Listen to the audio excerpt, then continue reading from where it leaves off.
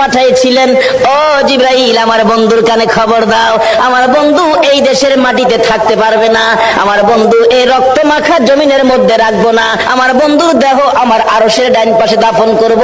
জিবরাইল খবর নিয়ে ডাকতেছেন, হুজুর আল্লাহর সালাম গ্রহণ করুন। আমি জিবরাইলের সালাম গ্রহণ করুন। আল্লাহর নবী গো, আপনার দেহ মুবারক আল্লাহর আরশের ডাইন পাশে দাফন হবে, আপনি খুশির সহিত কবুল করুন। আমার নবী কোনো কথা কয় না, দুইটা চোখের পানি ঝরঝর করে ছাড়তেছে। জিবরাইল বলেন, ইয়া রাসূলুল্লাহ, এত সুন্দর প্রস্তাব নিয়ে আসলাম, কোনো কথা কন না, খালি কাঁদেন কেন জানতে চাই।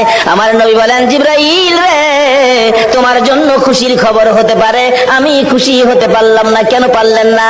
রে জিবরাইল, আমার দাফন আল্লাহর আরশের ডান পাশে হবে, আমি জানতে চাই আমার গুনাহগার উম্মতের দাফন কই হবে রে?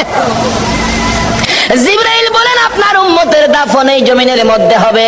আমার নবীর কান্না আরো বেড়ে গেছে। জিবরাইল, না না, সইতে পারি না, আমি আরশে থাকবো আর আমার উম্মতেরা এই জমিনে থাকবে, আমার মন মানে না, প্রস্তাব আমি রাখবো না।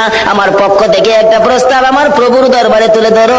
জিবরাইল রে, আমার গুনাহগার এতিম উম্মতেরা যেই জমিনে থাকবে, আমি নবী আরশে যাব না রে, আমি আমার গুনাহগার উম্মতের পাশে সেই জমিনের মধ্যে শুয়ে থাকবো।